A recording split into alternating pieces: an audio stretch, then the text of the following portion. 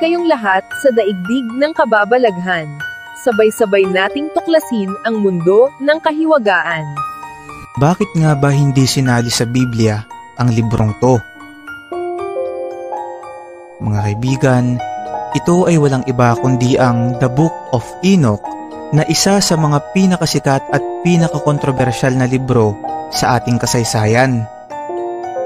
Ito ay kontrobersyal sa kadahilan ng naglalaman ito ng mga kwento patungkol sa mga demonyo, higante, dragon, at mga fallen angels.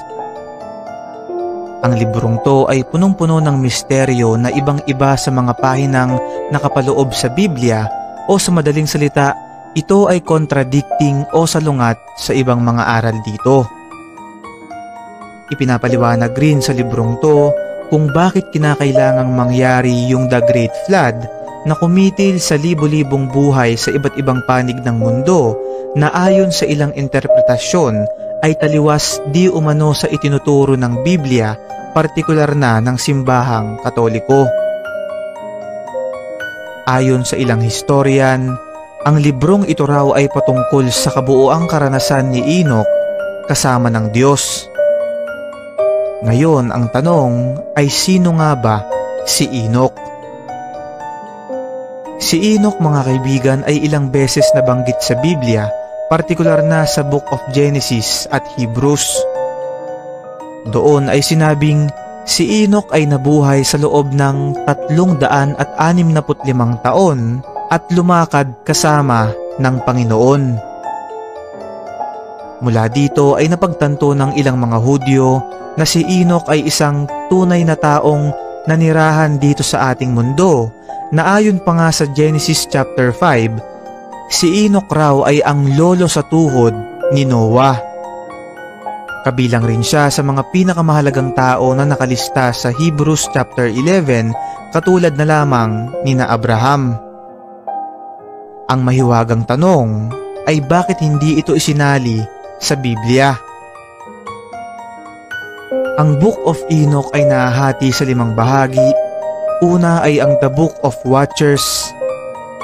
Pangalawa ay ang The Book of Parables. Pangatlo ay ang The Book of the Astronomical Writings. Pang-apat ay ang The Book of the Dream Visions. At pang-5 ay ang The Book of the Epistle of Enoch. Iba't ibang aral ang mapupulot sa pahinang to, ngunit gaya nga ng sabi ko kanina, ito ay kontrobersyal sapagkat may mga misteryosong karakter o nilalang ang nabanggit dito na kung ihahambing natin sa Biblia ngayon ay napaka-imposibleng pakinggan. Ayon pa nga sa ilang conspiracy theorist, si Enoch raw ay isang alien mula sa isang napakalayong planeta, dala-dala ang kasagutan patungkol sa katotohanan ng ating mundo, kagaya na lamang ng kung saan talaga nanggaling ang mga tao na itinago niya sa paraan ng isang kodigo na nakapaloob sa kanyang libro.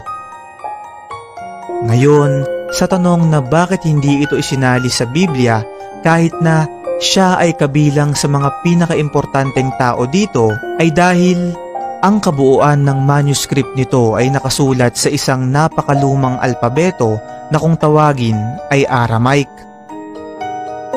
Noong pinagsama-sama ang Biblia ay walang nakakaalam o walang nakakaintindi sa sulat na to, na dahilan upang hindi ito mapabilang sa Lumang Testamento.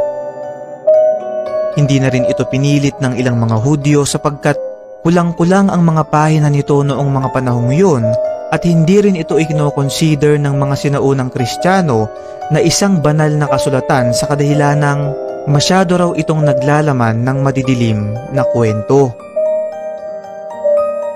Nakakapagtaka lang mga kaibigan dahil ayon sa aking pagsasaliksik, ang unang bahagi nito na Book of the Watchers na naglalaman ng kwento patungkol sa mga anghel na umibig sa tao na di kalaunan ay nakabuo ng higante na kung tawagin ay Nephilim. Lahat ng to ay naisulat noong 300 BC o before Christ. Ibig sabihin, bago pa man nabuo ang Biblia ay meron na ang unang bahagi ng Book of Enoch. Isa ito sa mga dahilan kung bakit ito naging kontrobersyal sapagkat ayon sa ilang mga teorya ay matagal nang na-decode ang Book of Enoch o sa madaling salita, alam na ng mga sinaunang Kristiyano kung ano ang tunay na nilalaman nito na dahilan raw upang hindi ito isali sa Biblia nang sa gayon ay hindi malaman ng mga tao at maiwasan ang pagkakagulo. Ang tanong ay ano kaya ang tunay na ibig sabihin nito na ayaw nilang ipaalam sa publiko? Inuulit ko, ito ay isang teorya lamang, ibig sabihin maaaring totoo, maaaring hindi. Kung gusto nyong patuloy nating pag-usapan ang mga misteryosong kwentong nakapaloob sa Book of Enoch, ay ilike nyo ang video na to upang magawan natin ito ng kasunod.